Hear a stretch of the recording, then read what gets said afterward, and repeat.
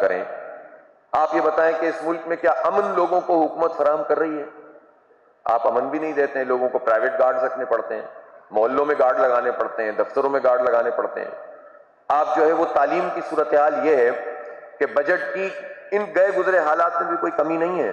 اگر میں آپ کو فگرز بتاؤں تو آپ حیران رہ جائیں گے. تعلیم اور صحت کے بجٹ کے فگرز، سندھ میں جو تعلیم کا بجٹ ہے وہ 454 ارب روپے کا ہے، کوئی چھوٹا موٹا بجٹ نہیں ہے.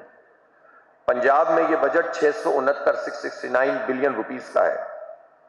کے پی میں 362 ارب روپے کا اور بلوچستان میں تقریباً 130 ارب روپے کا. اور وفاق کا بھی، چونکہ یہ پروونشل سبجیکٹس ہیں، لیکن وفاق کا بھی 103، گویا یہ 1615 ارب روپے کا تعلیم کا بجٹ پاکستان میں. یہ بجٹ کم نہیں ہے.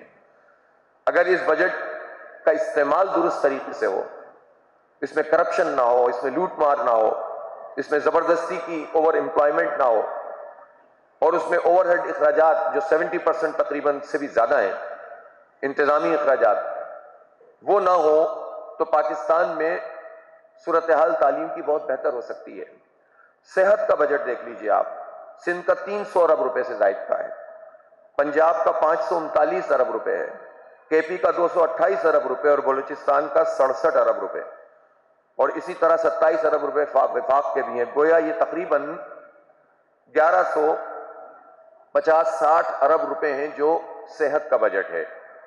اتنے بڑے بجٹ کی موجودگی میں جب ہم دیکھتے ہیں تو doctors patient ratio, mortality ratio, اور جو بنیادی ضرورت ہوتی ہے صحت کے اعتبار سے کہ بیسک ہیلتھ یونٹس میں جو کام ہونا چاہیے، وہ بحیثیت مجموعی پورے پاکستان میں نہیں ہے.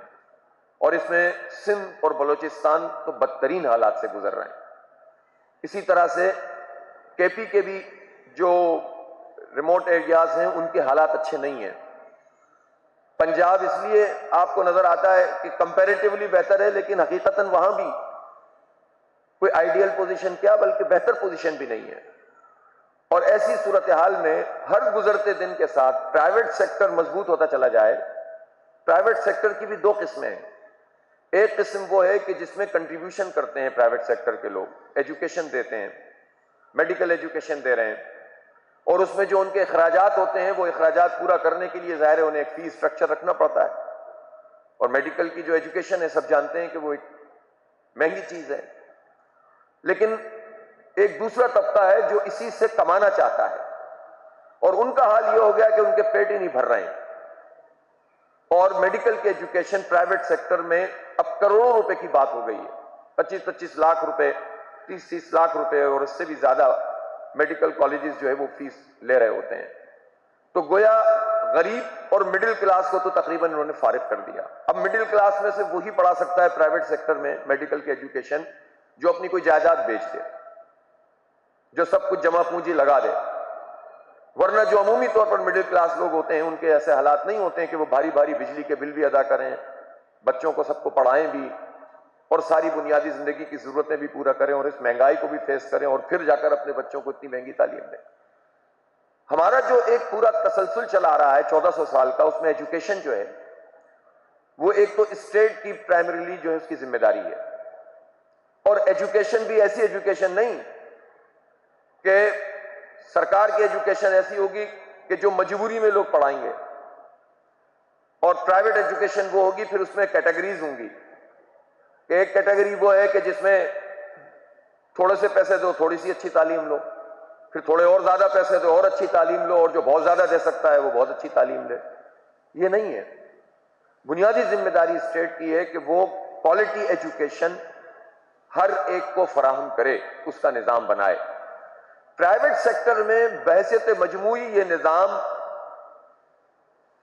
ہیلتھ سیکٹر میں بھی اور ایجوکیشن سیکٹر میں بھی وقف کی بنیاد پر چلتا رہا ہے. وقف کا کیا کانسیپٹ ہے؟ وقف کا کانسیپٹ یہ ہے کہ اس سے کاروباری منفعت نہیں ہوگی، نفع نہیں لیں گے، اور آمدن اور خرچ اس میں ایک بیلنس پیدا کریں گے، اور ایک کنٹریبیوشن ہوگی جو گورنمنٹ جو فراہم کر رہی ہے اس میں ایک ایڈیشنلی آپ لوگوں کو یہ فراہم کریں گے. اور پہلے یہ ہماری تاریخ میں رہا ہے کہ لوگ اپنی جائیدادیں دے دیا کرتے تھے، اپنے کھیت دے دیا کرتے تھے، اور وہ وقف املاک کی آمدنی سے تعلیم حاصل کی جاتی تھی. یہ کانسیپٹ آہستہ آہستہ ختم ہو گیا اور تعلیم ایک کموڈیٹی بن گئی، تعلیم ایک تجارت بن گئی. اور اس تجارت کے نتیجے میں نقصان کیا ہوا ہے؟ نقصان یہ ہوا ہے کہ ہائر ایجوکیشن تک پہنچنے کا جو گراس انرولمنٹ ریپرزنٹیشن ہے GER، وہ جو ہماری رجسٹریشن ہے وہ 10 سے 12% ہے.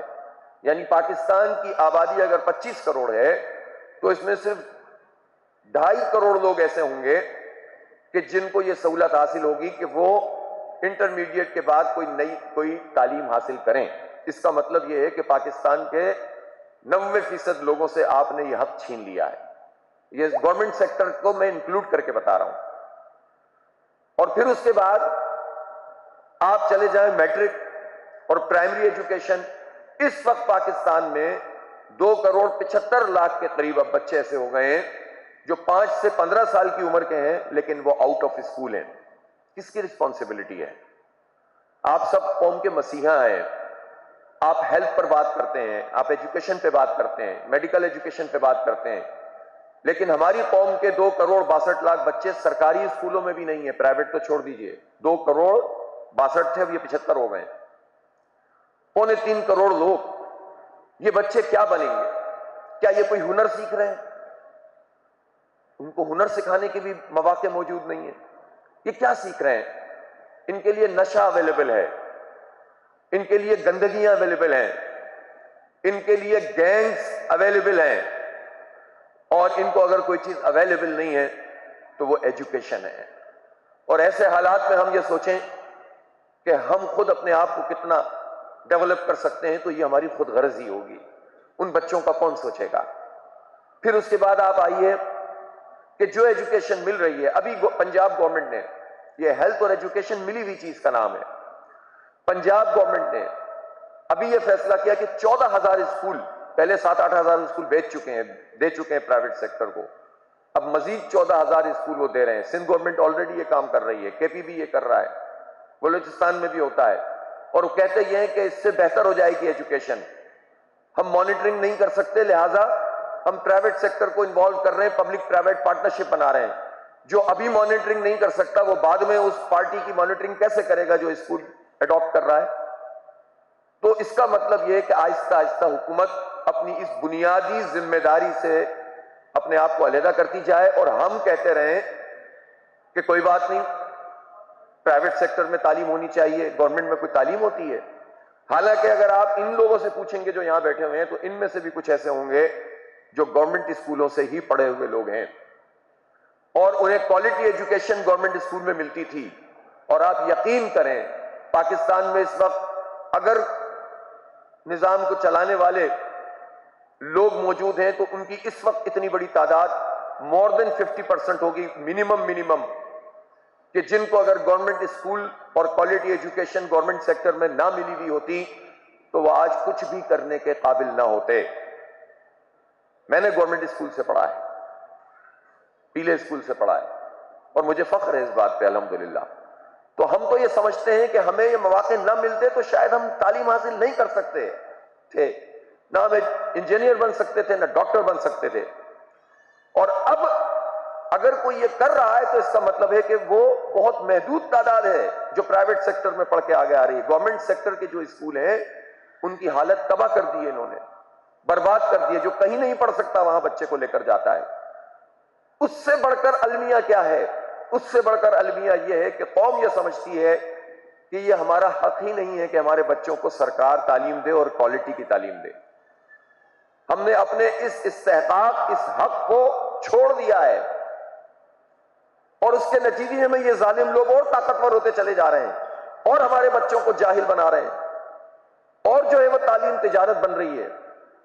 اب آپ مجھے بتائیے کہ پاکستان میں ابھی اندازہ یہ ہے کہ تقریباً 1500 ڈاکٹرز پروڈیوس ہوتے ہیں، 25,000 ہونے چاہیے سالانہ جو ہماری ضرورت ہے. تو 1500 میں سے آپ کو یہ بھی اندازہ ہے کہ ہماری اس میں جو ہے وہ میل فیمیل ریشو کیا ہے، اور پھر کتنے لوگ ہیں جو اپنی اس ایجوکیشن کو کنٹینیو کر پا رہے ہیں. اور جو ڈاکٹر بن جاتے ہیں 5 سال لگا کر اور 1 سال کی ہاؤس جاب میں ان کو کتنے پیسے مل رہے ہیں.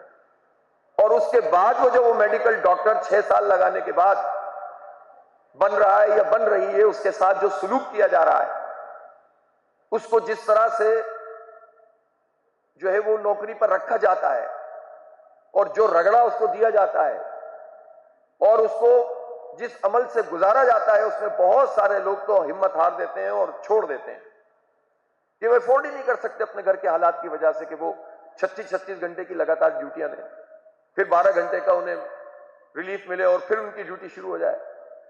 اور اس طرح سے جو ہے وہ کیا خود اس میڈیکل ڈاکٹر کی ہیلتھ کیئر کی کوئی ذمہ داری کسی کی نہیں ہے؟ اس کی اپنی صحت پہ جو اثر پڑ رہا ہوتا ہے وہ قوم کی صحت کیا ٹھیک کرے گا یا کرے گی؟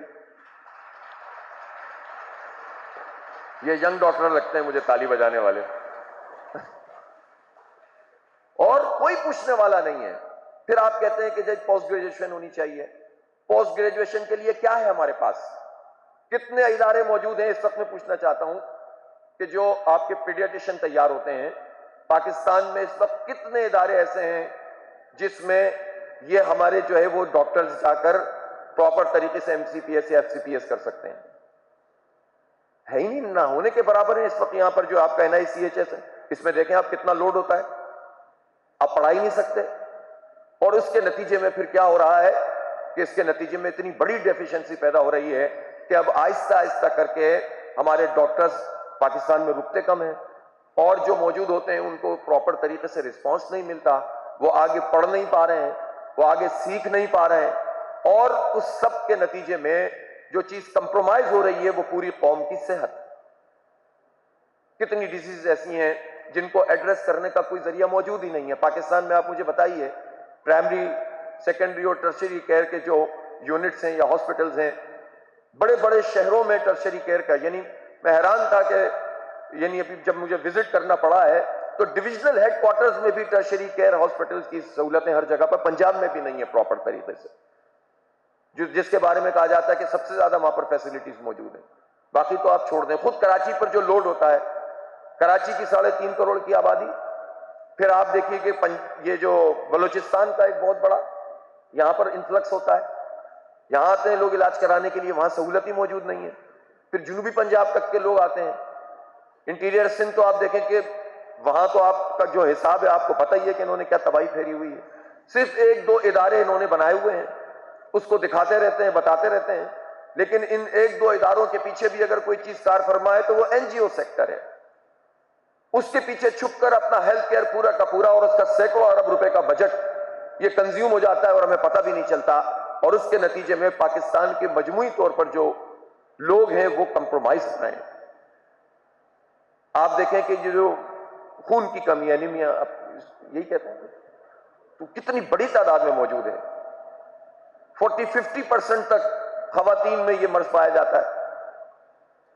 اور اسی طرح سے بچوں کی اب مورٹیلٹی جو ریشو ہے وہ کتنا زیادہ ہے، 54 ہے پر 1000، جو کہ ظاہر ہے کہ بہت زیادہ ہے. ریجن میں کسی ملک میں اس طرح سے نہیں ہے.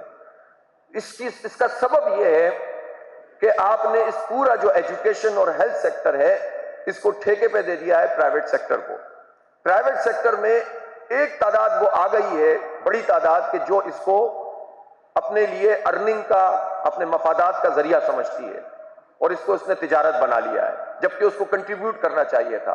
گورنمنٹ اپنی ذمہ داری سے علیحدہ ہو گئی ہے اور یہ وہ صورتحال ہے جس کے نتیجے میں آگے چل کر تباہی پھیلنی ہے. اس لیے میں آپ سب لوگوں سے یہ درخواست کرنا چاہتا ہوں کہ خاص طور پر یہ تعلیم اور صحت کے معاملے میں آپ لوگوں کی یہ ذمہ داری بنتی ہے کہ آپ اس پر آواز اٹھائیں.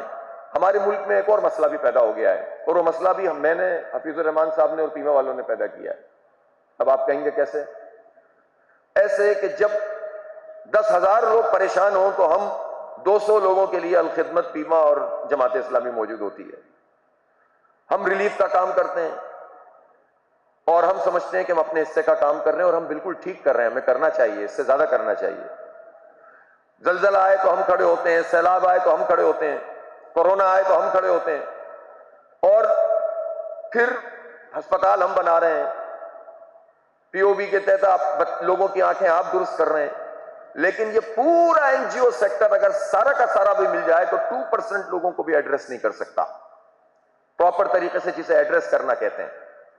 ویسے تو ہم کچھ نہ کچھ لوگوں کو ریلیف دے ہی رہے ہوتے ہیں, کروڑوں لوگ ہماری فیسلٹیز کے اوپر آتے ہیں, لیکن جو اسٹیٹ ہے, اسٹیٹ کے پاس ہمارا اصل ذخیرہ موجود ہے, خزانہ موجود ہے, وہ ہمارے ٹیکسوں کا پیسہ ہے, وہ ہماری خون پسینے کی کمائی ہے قوم کی, وہ ہماری بجلی کے بلوں میں جو ٹیکس لگتے ہیں اس سے خزانے میں پیسے جا رہے ہیں. وہ خزانہ قوم کے اوپر نہیں لگ رہا, ہمیں کوئی درد نہیں ہے, اور ہم یہ سمجھتے ہیں کہ یہ آلٹرنیٹ ہے کہ اپنے حصے کا تو چراغ جلائیں. اپنے حصے کا اگر چراغ جلانا چاہتے ہیں تو قوم کے مسیحاؤں میں آپ سے کہنا چاہتا ہوں کہ آواز بلند کریں. اور سب سے بڑی خدمت پاکستانی قوم کی یہ ہے کہ چند لوگوں کے ہاتھ میں جو سب سے بڑا ذخیرہ اور سب سے بڑا خزانہ ہماری قوم کا موجود ہے, اور وہ ہمیں تعلیم سے محروم کرتے ہیں, صحت سے محروم کرتے ہیں, امن سے محروم کرتے ہیں, ان سے وہ خزانہ چھین لیا جائے اور جس کا حق ہے اس کو دلایا جائے. یہ سب سے بڑی خدمت ہے. اسے خدمت خلق کا تصور کہتے ہیں. باقی تو پھر ظاہر ہے کہ انسان ہونے کے ناطے ہماری ذمہ داری بنتی ہے. یہ اللہ تعالیٰ نے ہمارے اندر وہ دل دیا ہے, ایک بندہ مومن میں وہ جذبہ ہونا چاہیے کہ خیر الناس من ينفع الناس, کہ انسانوں میں سب سے بہتر وہ ہے جو انسانوں کے لیے بہتر ہے. وہ تو ہم اپنے حصے کا کام کریں گے اور اچھے طریقے سے کریں گے, اس میں بھی آپ کا تعاون چاہتے ہیں, لیکن یہ ہم بتا دینا چاہتے ہیں کہ جب انسان, تھوڑے سے لوگ, ایک پارٹی, ایک این جی او, ایک آرگنائزیشن جب اتنا بڑا خیر کا کام کر سکتی ہے تو اسٹیٹ کیوں نہیں کر سکتی؟ جیسے بھی ملک کے حالات ہوں, ایسا نہیں ہے کہ یہ بجٹ ایسا ہے کہ جس میں کچھ بھی نہیں ہو سکتا, بہت کچھ ہو سکتا ہے. پھر راستہ کیا تلاش کرتے ہیں؟ راستہ یہ تلاش کرتے ہیں کہ چلیں, ایک حکومت نے سوچا, دوسری بھی اس کو کنٹینیو کرنا چاہتی ہے کہ ہم ہیلتھ کارڈ لے کر آئیں. اور یہ بات بری نہیں ہے, اچھی ہے کہ آپ لوگوں کو وہ ٹول فراہم کریں جس کے نتیجے میں اگر وہ بیمار ہوں تو ان کو سہولت ملے. لیکن اس میں بھی پھر کیا ہوا؟ اس میں بھی انشورنس کمپنیاں انوالو ہوئیں, اور اس میں بھی پھر پرائیویٹ سیکٹر نے اس کو اپنے لیے ارننگ کا ایک ذریعہ بنا لیا. چونکہ کرپشن تو جس طرح سے سرایت کیا ہوا ہے پوری, تو یہ اسکیم بھی اچھی ہونے کے باوجود اس طرح سے فروٹفل ثابت نہیں ہوئی. لیکن اس کا ڈرا بیک کیا ہوتا ہے؟ جب آپ ایک بڑی اماؤنٹ اپنے بجٹ میں سے نکال کر آپ اس پروجیکٹ کے اوپر لگا دیتے ہیں تو اس کے نتیجے میں یہ ہوتا ہے کہ جو ادارے آپ کے پاس خود ہوتے ہیں وہ ادارے وہ کمپرومائز ہو جاتے ہیں. یعنی جن ہسپتالوں کو ڈیولپ کرنے کے لیے فنڈ لگنا چاہیے, جس میڈیکل ایجوکیشن کو بڑھانے کے لیے لوگوں کو سہولت دینی چاہیے, نئے میڈیکل کالجز کھلنے چاہیے جہاں پر جو ہے وہ بنیادی صحت اور سیکنڈری اور ٹرچری یونٹ جو ہے وہ ڈیولپ ہونے چاہیے, تو ان کو ڈیولپ کرنے کے بجائے پرائیویٹ سیکٹر کو آپ یہ دے دیتے ہیں کہ انشورنس کمپنیاں قوم کے خزانے سے پلتی پولتی ہیں اور لوگوں کے کارڈ وہاں استعمال ہوتے ہیں. اور پھر خدا نہ خواستہ کوئی پرابلم آ جائے, کوئی کیلیمٹی, کوئی زلزلہ, کوئی سیلاب, تو پھر یہ انشورنس کمپنیاں ہاتھ کھڑے کر دیتی ہیں, اور یہ دنیا بھر میں ہوتا ہے, امریکہ تک میں ہوتا ہے یہ. اور پھر اس کے بعد جو گورنمنٹ سیکٹر میں اگر آپ نے ڈیولپمنٹ نہیں کی ہوئی ہوتی تو سب ہاتھ جھاڑ کے کھڑے ہو جاتے ہیں اور انسان مر رہے ہوتے ہیں, سڑکوں کے اوپر ان کی لاشیں پڑی ہوئی ہوتی ہیں. اس لیے اس کو ایک بیلنس کے ساتھ چلانے کی ضرورت ہوتی ہے. ہمارے ہاں بھیڑ چال ہوتی ہے ہر چیز کی, ہر کوئی یہ چاہتا ہے کہ وقتی طور پر ایک چیز دکھا دے اور پھر جو بنیادی جو ہمیں چیز فراہم کرنی ہے وہ کرنے سے کتراتا ہے. لہذا ہم یہ سمجھتے ہیں کہ جو ہمارے جتنے یونٹس ہیں, جتنے ادارے ہیں, ان کو ڈیولپ کرنا حکومت کی ذمہ داری ہے. قوم کے ہر بچے کو دیکھیں, بنیادی بات کیا ہے, اس تصور کو بھی سمجھ لیں اور دین کے تصور کو بھی اسلام کے سمجھ لیجئے کہ یہ جو ہم کہتے ہیں نا کہ غریبوں کے ساتھ یہ ہو رہا ہے, مڈل کلاس لوگوں کے ساتھ یہ ہو رہا ہے, امیر یہ کر رہے ہیں, ایک بات تو اچھی طرح سے سمجھ لیں کہ اسلام کے نظام معیشت میں ایسا نہیں ہے کہ سب کا معاشی سٹیٹس ایک جیسا ہو جائے گا. اس میں پھر بھی غریب لوگ رہتے ہیں, اس میں مڈل کلاس لوگ بھی رہتے ہیں اور امیر لوگ بھی ہوتے ہیں, صنعتکار بھی ہوتے ہیں, تاجر بھی ہوتے ہیں, بڑے تاجر بھی ہوتے ہیں. صحابہ کرام رضوان اللہ علیہم اجمعین ہر طرح کے ہر معاشی سٹیٹس کے لوگ موجود تھے. لیکن اسلامی نظام معیشت کی بنیاد کیا ہے کہ امیروں کی عبارت غریبوں کے استحصال پر نہیں ہوگی. کیا مطلب؟ غریب کا حق مار کر امیر امیر نہیں بنے گا, محنت کر کے امیر بن سکتے ہیں آپ. غریبوں کا حق دے کر, خیر کے کام کر کے اور اپنی تجارت میں, اپنے کاروبار میں ایکسلنس حاصل کر کے آپ امیر بن سکتے ہیں, کوئی اعتراض نہیں ہے دین کو. لیکن آپ کسی کا حق مار کر امیر بنتے ہیں تو یہ ایکسپلائٹیشن ہے، اور یہ ایکسپلائٹیشن اسلام میں قابل قبول نہیں ہے۔ غریب ہونے کا مطلب جنت کا سرٹیفکیٹ نہیں ہے، وہ ساری ذمہ داریاں ان غریبوں کو بھی ادا کرنی ہوتی ہیں جو اللہ کی طرف سے عائد کردہ ہیں۔ لیکن غریبوں کا کام یہ ہوتا ہے کہ ان کے لیے جو حکومت کا کام ہوتا ہے وہ یہ ہوتا ہے کہ ہر ایک کو برابر کے مواقع ملیں۔ یہ جو میں پرائیویٹ سیکٹر اور گورنمنٹ سیکٹر کی بات کر رہا ہوں، یہ اس لیے کر رہا ہوں کہ گورنمنٹ کی یہ ذمہ داری ہے کہ چاہے وہ کسان کا بچہ ہو، مزدور کا بچہ ہو، چاہے وہ ڈاکٹر کا بیٹا ہو یا انجینئر کا بیٹا ہو یا آئی ٹی اسپیشلسٹ کا بیٹا ہو یا بیٹی ہو، سب کو تعلیم کے برابر مواقع ملنے چاہیے۔ ایک جیسی تعلیم، ایک نظام، ایک کوالٹی، صرف معاشی اسٹیٹس کی بنیاد پر جب کوالٹی کو آپ تقسیم کر دیتے ہیں تو پھر چند لوگ ہی آگے بڑھتے ہیں۔ ایک کو آپ 150 پہ کھڑا کریں، ایک کو 50 پہ کھڑا کریں، ایک کو 0 پہ، اور 200 میٹر کی ریس لگوائیں گے تو 150 والے کو ایڈوانٹیج ملے گا نا۔ تو قوم کے 90% لوگوں کو تو آپ نے 0 سے بھی پیچھے کھڑا کیا ہوا ہے۔ 10-12% جو لوگ رہ گئے ہیں ان میں بھی کسی کو 100 پہ، کسی کو 150 پہ لا کے کھڑا کر دیا ہے، اور پھر آپ ریس لگاتے ہیں تو غریب اور مڈل کلاس کہاں جائے گا؟ اس لیے ہمارا مطالبہ یہ ہونا چاہیے کہ ایجوکیشن بھی اور ہیلتھ کی سہولت بھی سب کو برابر کی ملنی چاہیے۔ پھر کوئی اور زیادہ اس میں آگے بڑھ کر باہر جا کر اپنا علاج کرانا چاہتا ہے تو جائے، یہ بھی تو ہمارا المیہ ہے۔ 40 سال تک لوگ حکومت کرتے ہیں پاکستان میں، 50 سال تک خاندانوں کی حکومت ہے، اپنا اور اپنے بچوں کا علاج باہر سے ہی کروانا پڑتا ہے ان کو پاکستان میں کوئی ادارہ ایسا پسند نہیں آتا کہ جہاں پر وہ اپنا علاج کروا سکیں۔ تو اس سے آپ اندازہ کر سکتے ہیں کہ جو رولنگ کلاس ہے اس کے ایشوز کیا ہیں۔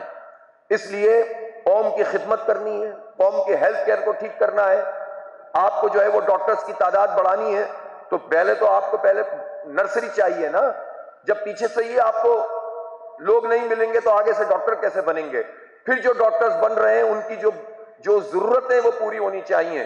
اتنی محنت کرنے کے بعد ان کی جو سیلری ہے، ان کی جو سہولتیں ہیں، پھر بہت بڑی تعداد میں ہماری بہنیں بیٹیاں ڈاکٹرز بنی ہوئی ہیں، بن رہی ہیں، ان کو بھی بے شمار حالات کا سامنا کرنا پڑتا ہے۔ وہ کہاں جا کر کس سے فریاد کریں، کس سے بات کریں؟ ان سارے ایشوز کو، ان کو تحفظ فراہم کرنا، ان کو ورکنگ انوائرمنٹ فراہم کرنا، اور ان کو وہ سہولت دینا کہ جس کے نتیجے میں ان کی محنت کا ان کو کچھ نہ کچھ تو جو ہے وہ کمپنسیشن ملے، وہ اگر ملے گا تو انشاءاللہ یہ کمپٹیشن آگے بڑھے گا۔ آخری بات یہ ہے، میں آپ سب لوگوں سے عرض کرنا چاہتا ہوں کہ آپ سب لوگ ان تمام پہلوؤں سے حالات پر غور کریں، اپنی قسمت سمجھ کر حالات کو قبول نہ کریں کہ اب تو کچھ ہو نہیں سکتا لہٰذا چلیں ہم ہی اپنے حصے کی 4 باتیں کر لیں۔ نہیں، ہمیں لڑنا پڑے گا، ہمیں مزاحمت کرنی پڑے گی، ہمیں اپنا حق چھیننا پڑے گا، اور ہمیں اپنے قوم کے مستقبل، اپنے بچوں کے لیے کچھ نہ کچھ کرنا پڑے گا۔ بیٹا نہیں، بیٹا ایک منٹ، بعد میں